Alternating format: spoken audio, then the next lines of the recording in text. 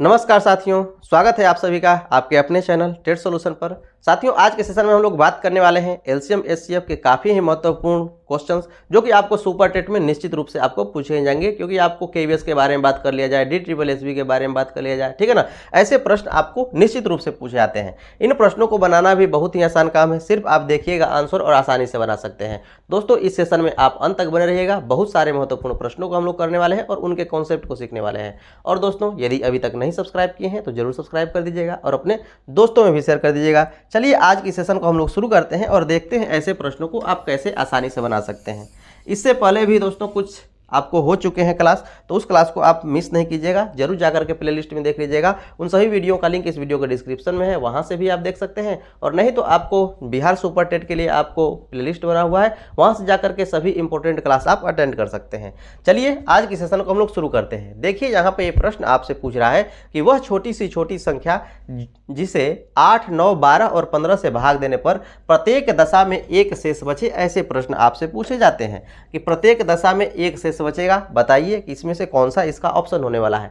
देखते ही आप इसमें बता सकते हैं कि कौन सा ऑप्शन होने वाला है। यहाँ पर संख्याएं देखिए 8, 9, 12 और 15 है, ठीक है ना। इनसे भाग देने पर प्रत्येक दशा में एक शेष बचना चाहिए। तो यहाँ से आप डायरेक्ट डिविजिबिलिटी रूल से भी आप चेक कर सकते हैं। जो इसमें 9 से विभाज्य होगी वही इसमें आपको संख्या होने वाली है, ठीक है ना। तो आप 9 के डिविजिबिलिटी रूल से चेक कीजिएगा तो देखिए यहाँ पर 6, 3, 9 हो रहा है। क्या ये संख्या आपको होगी? उसके अलावा देखिए 6, 3, 9 ये क्या होगी? ये 6 है तो ये तो होगा ही नहीं। अब देखिए ये आपको ये ऑप्शन है, क्या इनमें से कौन इसका सही आंसर होने वाला है? घबराइएगा नहीं, घबराइएगा तो आपको नहीं समझ में आने वाला है। इसके बेसिक के बारे में भी हम लोग बात करने वाले हैं, तो इससे घबराने की जरूरत नहीं है आपको।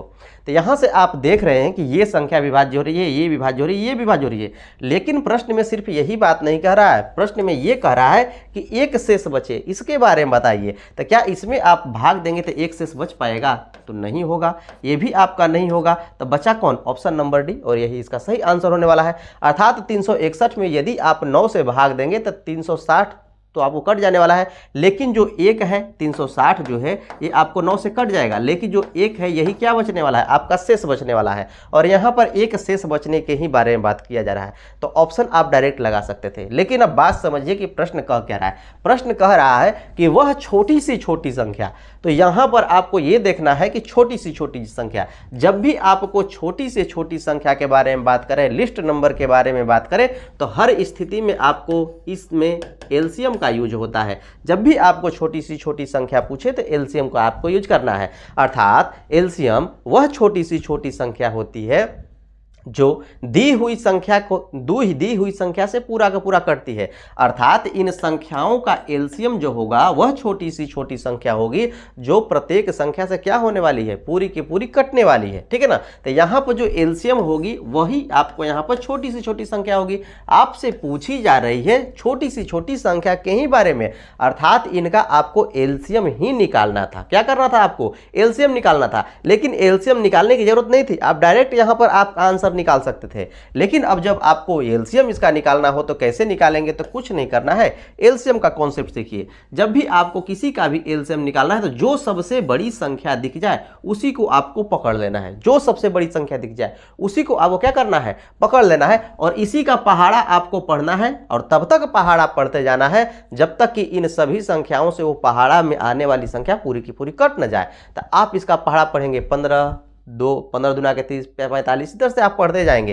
तो आपको इस तरह से इसमें आपको 24 बार पहाड़ा पढ़ना पड़ेगा। जब 24 बार पहाड़ा पढ़िएगा तो आएगा 360। अर्थात जो 360 होने वाला है यही एक संख्या होने वाला है जो कि 8 से भी काटिएगा तो कटेगा, 9 से भी काटिएगा तो कटेगा, 12 से भी काटिएगा तो कटेगा, और 15 से भी काटिएगा तो कटेगा। इससे पहले आपको कोई ऐसी संख्या मिलेगी ही नहीं जो कि आपको इससे कटने वाली है। तो आपको इसका हो गया एलसीएम 360। लेकिन यहाँ पर बात कर रहा है कि 8, 9, 12 और 15 से भाग देने पर प्रत्येक दशा में क्या बचे? एक शेष बचे।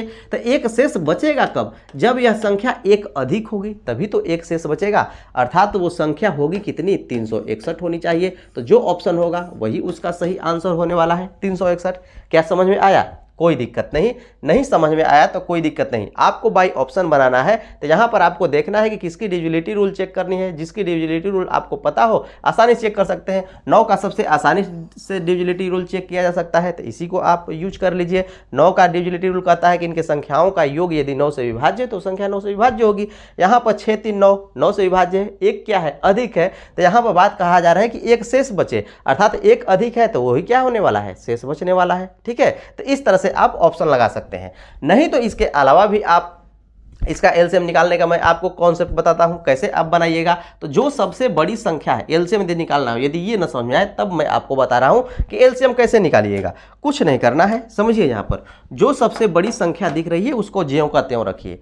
उसके बाद जो भी संख्याएं दिख रही हैं उनका इस तरह से आप फैक्टर तोड़िए। देखिए ध्यान से, ये 4 है, ये 3 है, इसमें 15 है। 15 इस 15 में है क्या, 5 और 3 है। ध्यान दीजिए 5 और 3 है, तो ये 3 तो इस 15 में है, तो 3 को क्या करना है, नहीं लेना है। 4 नहीं था तो 4 को क्या कीजिएगा, ले लीजिएगा। ठीक है, अब उसी तरह से इस 9 के बारे में हम लोग बात करें तो 9 में है क्या, 3 गुना 3 है। इस 15 में 3 तो है लेकिन ये एक 3 जो है नहीं है, तो इस 3 को भी इसमें ले लीजिएगा। ठीक है, अब देखिए आपका बात आता है 8 पर। 8 क्या है आपका, ध्यान दीजिए 8 क्या है, 4 दूना के 8 है। 4 दूना के 8 है, तो इस 8 में ध्यान से देखिए कि ये 4 है, ये 2 है।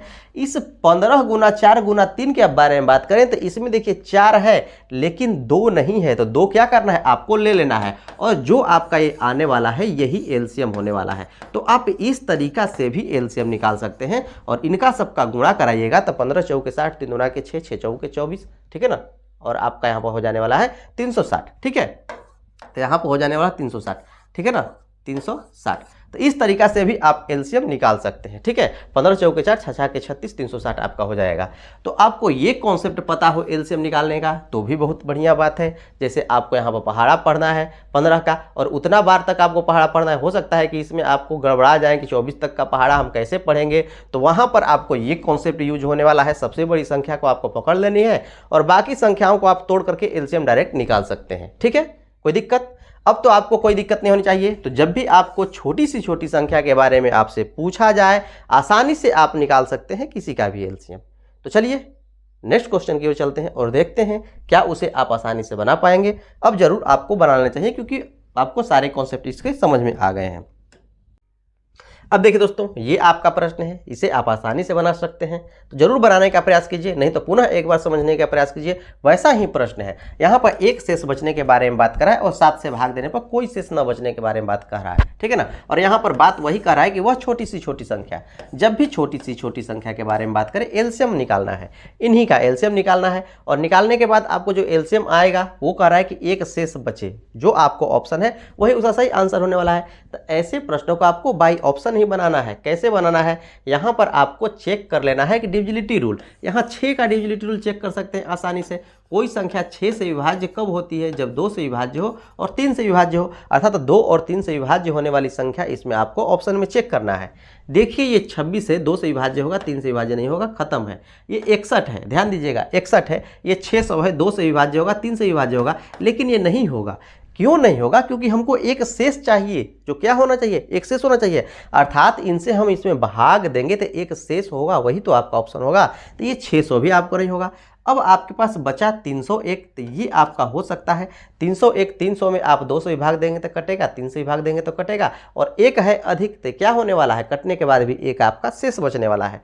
तो यही 2 ऑप्शन होगा। 60 के बारे में बात करें तो ये भी आपको 2 से कटेगा और 3 से भी कटेगा। ठीक है, और एक शेष बचेगा, क्योंकि यहाँ पर एक शेष बचने के बारे में बात कही जा रही है ना, तो एक शेष आपको देखना है कि किस में बच रहा है। ये बातें आपको हमेशा ध्यान देनी है। अब ये 2 ऑप्शन में आपको कौन से ऑप्शन होंगे, तो एक बात और भी आपको इसमें लगा दिया है, इसको भी आपको चेक करना पड़ेगा। यहाँ पर कह रहा है कि 7 से भाग दें तो कोई शेष ना बचे। अब 7 से भाग दीजिएगा, किसमें कोई शेष नहीं बच रहा है, 61 में दीजिएगा तो ये आपका 5 शेष बचेगा। इस 301 में आप 7 से भाग दीजिएगा तो कोई शेष नहीं बचेगा, और ऑप्शन नंबर आपका डी ही इसका सही आंसर होने वाला है। क्या कोई कन्फ्यूजन है? मैं आशा करता हूं कि आपको कोई कन्फ्यूजन नहीं है, आसानी से ऐसे प्रश्नों को आप बना सकते हैं, बिल्कुल ही आसानी से बना सकते हैं। और नहीं तो इनका एलसीएम भी आप निकाल सकते हैं, ठीक है ना, इनका एलसीएम आप निकाल सकते हैं। एलसीएम निकालने का तरीका भी मैंने बता दिया है कि कैसे आपको निकालना है। एलसीएम आपको इसका डायरेक्ट निकालेंगे, नहीं निकलेगा तो उसके मल्टीपल में आप जाएंगे, उसके मल्टीपल अर्थात गुणज में उसके जाएंगे, और गुणज में जाएंगे तब आपको 300 मिलेगा, ठीक है ना। इसका जब हम एलसीएम के बारे में बात करते हैं, एलसीएम इसका 60 आएगा, 60 का मल्टीपल आप करेंगे तो 5 बार गुणा करेंगे तो 300 आएगा। एक शेष बचने के बारे में बात करा है तो एक उसमें जोड़ दीजिएगा, हो जाएगा 301। अब 301 ऐसी संख्या मिलेगी जो कि 7 से भाग देंगे तो क्या होना, पूरा का पूरा कटेगा, और जब हम लोग भाग देंगे इन संख्याओं से तो उसमें क्या बचेगा, एक शेष बचेगा 301 में, ठीक है ना, क्योंकि एक शेष बचने के भी बारे में बात कर रहा है। तो दोनों के दोनों कंडीशन आपको इसमें फुलफिल जो करेगा वही इसका सही ऑप्शन होगा। तो आप वैसा क्यों कीजिएगा, आप डायरेक्ट बाई ऑप्शन जाइएगा और आसानी से किसी भी प्रश्न को बना लीजिएगा। चलिए नेक्स्ट क्वेश्चन की ओर चलते हैं और देखते हैं कैसे उसे आप बना पाएंगे। अब तो आपको आसानी से बना ही लेना चाहिए। अब देखिए दोस्तों, ये उसी तरह का प्रश्न है, इसे भी आप आसानी से बना सकते हैं। सेम वही पैटर्न पर आपको प्रश्न दिया गया है, कह रहा है कि एक शेष बचे और यहाँ पर 13 से भाग देने पर कोई शेष न बचे। तो आपको यहाँ पर विभाज्यता से चेक कर लेना है। 5, 6, 9, 8 और 12 की विभाज्यता के बारे में बात कर रहा है, तो आप 9 से चेक कर लीजिए। 9 की विभाज्यता ये कहती है कि जब संख्याओं का योग क्या हो, 9 से कटे तो संख्या पूरी की पूरी 9 से विभाज्य होगी। यहाँ 26 के बारे में बात करें तो ये आपको 9 से विभाज्य नहीं होगी। साथ साथ एक बात और भी आपको चेक करना है कि एक क्या बचना चाहिए, आपको शेष बचना चाहिए, अर्थात 9 से कटने के बाद भी एक क्या होना चाहिए, अधिक होना चाहिए। यहाँ पर ध्यान दीजिए, ये 9980 है तो ये भी आपका नहीं होगा, तो ये तो 9 से कटेगा, लेकिन ये क्या है, 8 आपको नहीं कटने वाला है, तो ये भी आपका ऑप्शन नहीं होगा। देखिए 600, ये भी आपको ऑप्शन नहीं होगा क्योंकि ये आपको 9 से नहीं कटेगा। अब ऑप्शन नंबर डी पड़ा, तो देखिए 6, 3, 9 और यहाँ पर बचा 1, ये क्या हुआ, आपको शेष बच गया 1, ठीक है ना। यहाँ पर आपको एक शेष बचा, और एक शेष बचने के ही बारे में बात कही जा रही है ना, कि एक शेष बचे। इस 3601 में 3600 तो आपको कट जाएगा 9 से, लेकिन एक क्या होने वाला है, आपको 6 बचने वाला है। तो ऑप्शन नंबर डी इस तरह से यही इसका सही आंसर होने वाला है। ज़्यादा कुछ इसमें दिमाग नहीं लगाना है, बाई ऑप्शन इसको आपको चेक कर लेना है। अब इसमें यदि आप 13 से भाग देंगे ना तो ये आपको कोई भी शेष इसमें नहीं बचने वाला है, इस 3601 आपको पूरा का पूरा कट जाने वाला है। तो क्या कोई कन्फ्यूजन है, कोई कन्फ्यूजन नहीं होनी चाहिए। चलिए नेक्स्ट क्वेश्चन की ओर चलते हैं और देखते हैं क्या उसे अब आप बना पाएंगे। अब देखिए दोस्तों, ऐसे प्रश्न भी आपसे खूब पूछे जाते हैं, तो इन प्रश्नों को भी बनाना आसान होता है। यहाँ पर आपसे प्रश्न कर रहा है कि 3 घंटे एक साथ 11 बजे बजती हैं। पहली घंटी आपको 20 मिनट के नियमित अंतराल पर बजती है, दूसरी 30 मिनट के नियमित अंतराल पर, और तीसरी 40 मिनट के नियमित अंतराल पर बजती है, ठीक है ना। तो किस समय फिर से एक साथ ही सभी की सभी घंटियां बज पड़ेंगी, इसके बारे में आपसे पूछा जा रहा है। इसमें आपको दो तरह से प्रश्न पूछे जाते हैं। कोई कह देगा कि ये आपको इस तरह से कोई वृत्ताकार पथ है, इसमें आपको कोई चक्कर लगा रहा है 20 किलोमीटर प्रति घंटा की रफ्तार से, 30 किलोमीटर प्रति घंटा की रफ्तार से, 40 किलोमीटर प्रति घंटा की रफ्तार से, यहाँ से दोनों को तीनों के तीनों चलना प्रारंभ करते हैं एक ही समय में, ठीक है ना। तब बताइए कि वह किस समय में तीनों के तीनों पुनः एक ही पॉइंट पर आकर के मिलेंगे, वो समय बताइए। ऐसे प्रश्न पूछे जाते हैं। और नहीं तो आपको टाइम इंटरवल से आपको प्रश्न पूछे जाएंगे। तो हमेशा याद रखना है कि जब भी आपको मिलने के समय के बारे में बात करें, कि जब भी आपको मीटिंग पॉइंट के बारे में बात करें या फिर टाइम इंटरवल के बारे में बात करें, तो हमेशा उस जगह पर आपको एलसीएम का यूज करना है, हमेशा यूज करना है एलसीएम का, ठीक है ना। यहाँ पर ध्यान दीजिए 3 घंटियाँ एक साथ 11 बजे बजना प्रारंभ करती हैं, ठीक है ना। 3 घंटियाँ हैं जो कि 11 बजे आपको यहाँ पर बजना प्रारंभ करती हैं, ठीक है। तीनों की तीनों घंटियाँ 11 बजे बजना प्रारंभ करती हैं। इसमें बात करें कि वह कौन सा समय होगा कि पुनः तीनों की तीनों घंटियाँ 11 बजे ही, ठीक है ना, 11 बजे सॉरी, यहाँ पर तीनों की तीनों घंटियाँ उस समय को कौन सा समय होगा जबकि एक साथ तीनों की तीनों घंटियाँ बजेंगी। तो आपको कुछ नहीं करना है, इनका आपको एलसीएम निकालना है और अंतराल आपको पता चल जाएगा, ठीक है ना। जिस अंतराल में आपको तीनों की तीनों पुनः एक साथ बचेंगी। तो समय कितना है, आपको 20 है, उसके बाद कितना है आपका 30 है, ठीक है ना। एक आपको 20 मिनट है या फिर सेकंड, कुछ भी है, मिनट सेकंड कुछ भी हो सकता है। दूसरी आपको 30 है और तीसरी आपको यहाँ पर 40 मिनट, ठीक है ना। 40 मिनट के अंतराल पर आपको बचती हैं। अर्थात यहाँ पर एक अभी 11 बजे बज गई तो दूसरी 11:20 पर, तीसरी आपको यहाँ पर 11:30 पर, तो चौथी 11:40 पर। इस तरह से आपको बजने के बारे में बात कहा गया है, ठीक है ना। तो यहाँ पर आपसे कहा गया है कि अंतराल पर बजती हैं, तो किस समय वह फिर एक साथ बजेंगी। तो जब भी आपको टाइम इंटरवल के बारे में बात करें या फिर आपको मीटिंग पॉइंट के बारे में बात करें, तो हमेशा आपको एलसीएम का यूज करना है। बस इन्हीं का आपको एलसीएम ले लेना है। तो एलसीएम लेने का तरीका मैंने आपको बताया, तो जो सबसे बड़ी संख्या है उसको आपको ले लीजिए और बाकियों को देखिए कि इसमें क्या है जो कि इसमें आपको नहीं है। तो इस 30 के बारे में बात करें तो इसमें क्या है जो नहीं है।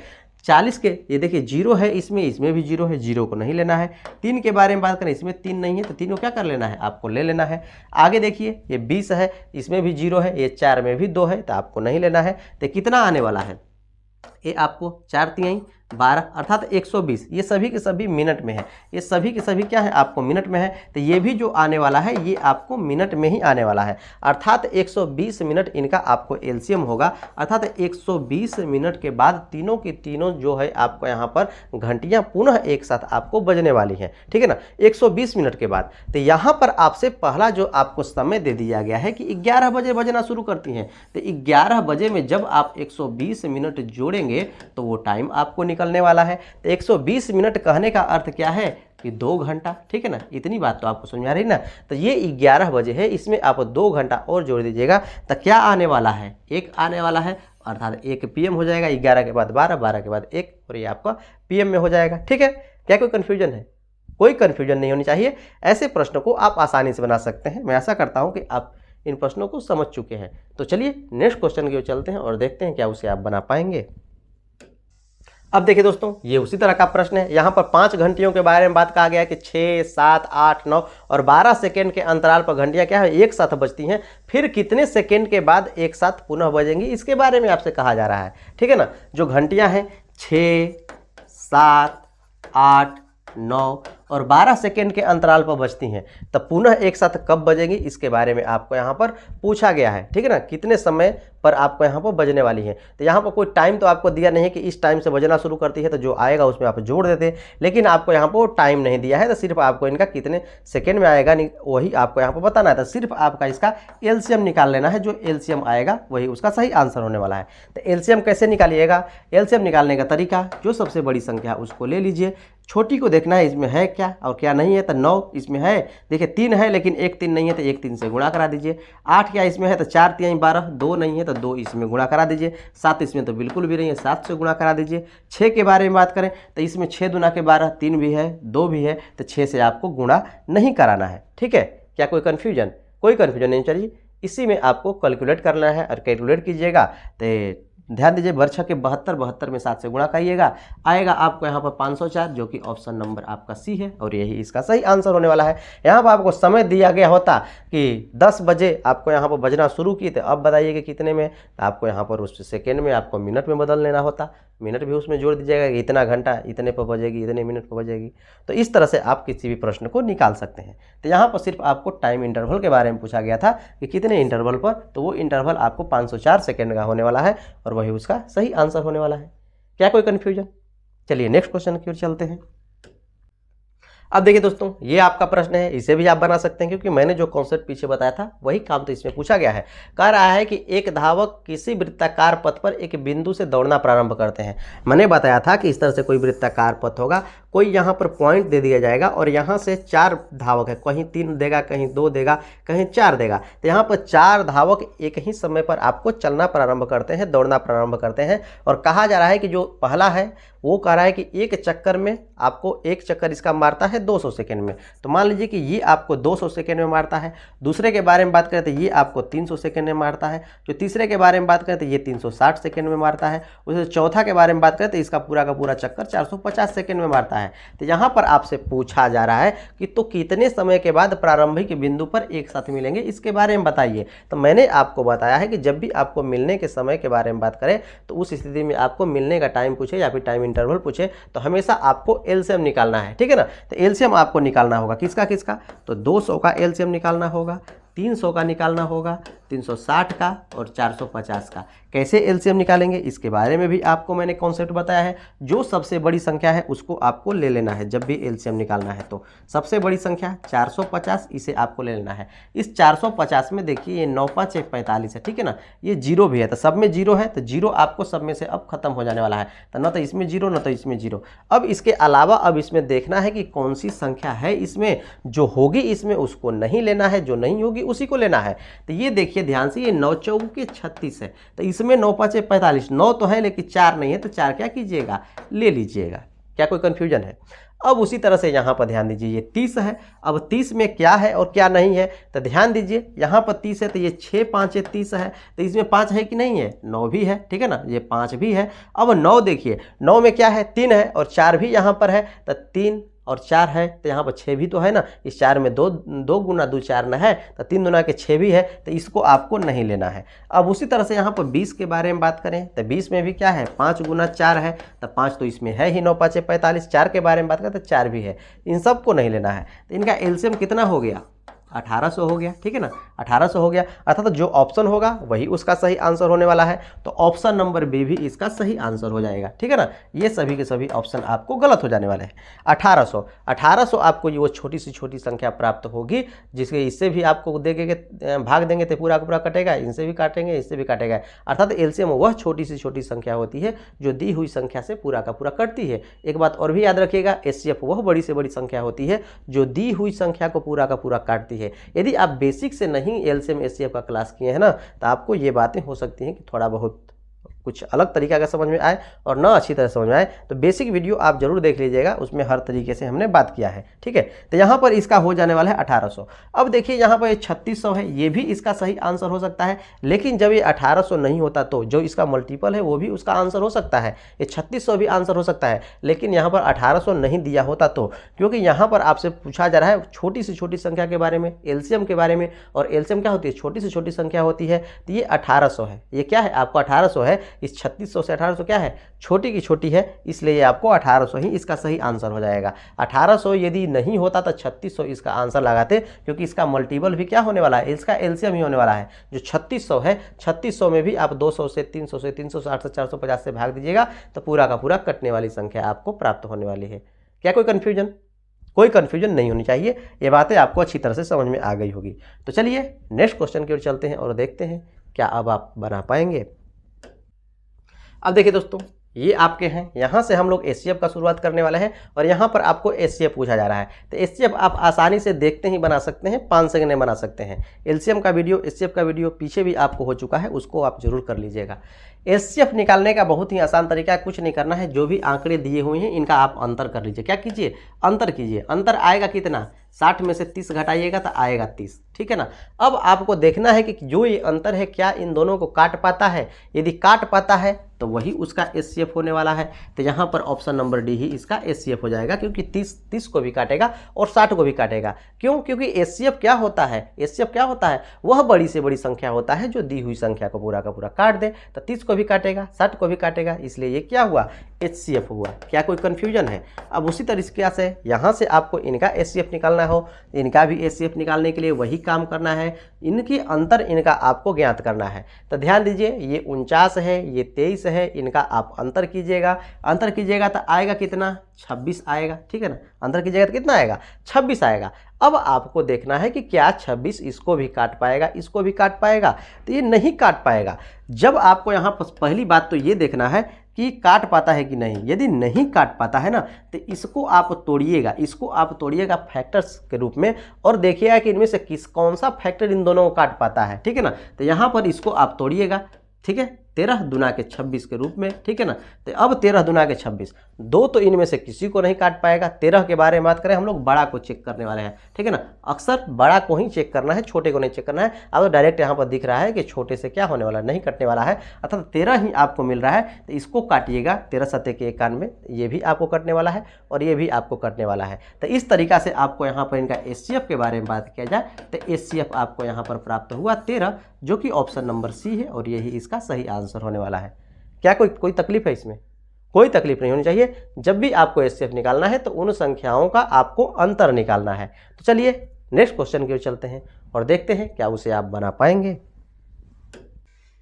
अब देखिए दोस्तों, ये आपका प्रश्न है, इसे तो अब आप आसानी से बना सकते हैं। जरूर बनाने का प्रयास कीजिए, नहीं तो एक बार पुनः आपको समझने का प्रयास कीजिए कि कैसे इसे बनाना है। कुछ नहीं करना है, जब भी आपको एचसीएफ निकालना है तो सबसे कम गैप वाली संख्याओं को देखना है कि कौन इसमें सबसे कम गैप रखता है। तो यहाँ 132 के बारे में बात करें, 148 के बारे में बात करें तो इन्हीं के बीच का गैप कम है। इनके बीच के गैप के बारे में बात करें तो आपको बहुत अधिक है। इनके बीच के भी गैप के बारे में बात करें तो ये भी आपको बहुत अधिक है। तो जिसमें सबसे कम गैप मिलेगा ना, उसी को आपको लेना है। 132, 148 गैप कितने का, अंतर कर लीजिए, गैप अंतर कीजिएगा तो आपको 16 आएगा, ठीक है।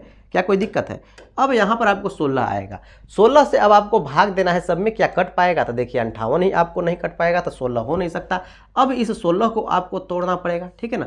16 तोड़िए, 2 और 8 बड़ी और छोटी के रूप में आप इसे तोड़िए। तो इसमें 8 से भाग दीजिएगा, तो क्या ये 8 से कट पा रहा है? तो 58 तो आपको 8 से कटेगा ही नहीं, ठीक है। अब उसके बाद आप 4 से भी देख सकते हैं, एक बार 4 से भी चेक कर लीजिएगा, नहीं तो 2 से भी चेक कर सकते हैं। तो 2 से आप चेक कीजिएगा तो सभी के सभी कट रहे हैं, लेकिन हमको बड़ी से बड़ी संख्या चाहिए ना, 2 तो इसमें छोटी से छोटी संख्या मिल रही है ना। तो यहाँ पर आप 4 से भी इसको देख लीजिएगा, एक बार जरूर देख लीजिएगा। ये 2 चौके 8 होता है, तो 4 से भी चेक कीजिएगा, तो क्या 4 से कट पा रहा है? ये 58 नहीं कटेगा। तो जब 4 से नहीं कटेगा तो जिससे कट रहा है वही उसका एचसीएफ होने वाला है। तो यहाँ पर इस तरीका से आपको एचसीएफ प्राप्त हुआ 2। तो क्या कोई कन्फ्यूजन है? आपको जब भी एचसीएफ निकालना है बस उनका गैप निकालना है, गैप निकालने के बाद भाग देना है बारी बारी से सब में, जिससे आपको कटेगा वही उसका एचसीएफ होगा। यदि उससे नहीं कटेगा तो उसका फैक्टर तोड़ना है बड़े छोटे के रूप में, बड़ा को पहले चेक करना है, उसके बाद छोटा का चेक करना है, जो आएगा फिट बैठेगा, जो सबको काट पाएगा वही उसका एचसीएफ होने वाला है। तो ये रहा आपके लिए प्रश्न, इसे आप तो अब जरूर आसानी से बना सकते हैं, तो इसे बनाने का आप जरूर प्रयास कीजिएगा, ठीक है ना। और मैं ऐसा करता हूँ कि आज का सेशन आप लोगों को बहुत बेहतर लगा होगा, बहुत कम समय में बहुत कुछ मैंने आपको सिखाने का प्रयास किया है, ठीक है ना, और आप लोगों को अच्छी तरह समझ में आई भी होगी। तो इसे बना करके इसका आंसर आप जरूर कमेंट कीजिएगा।